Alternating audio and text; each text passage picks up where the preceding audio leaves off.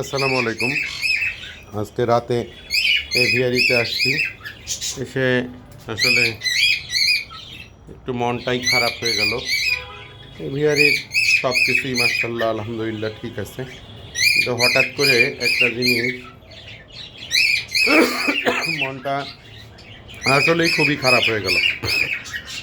অনেকদিন পরে রাতে এভিয়ারিতে আসলাম, মনে করলাম যে একটু খাবার টাবার পানি টানি চেঞ্জ করে দিই বা হঠাৎ করে একটা রিং নেকের টিয়া, একটা ইয়েলো রিং নেকের ডিম দেখলাম যে অনেক দিন হয়েছে জমছে নাকি বা ভ্রূণ হয়েছে নাকি দেখার জন্য করলাম।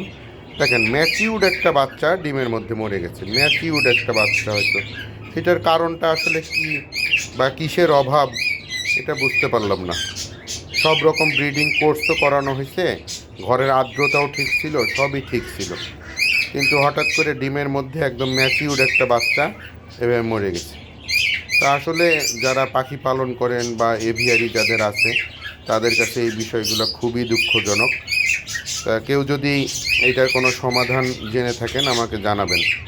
আসসালামু আলাইকুম।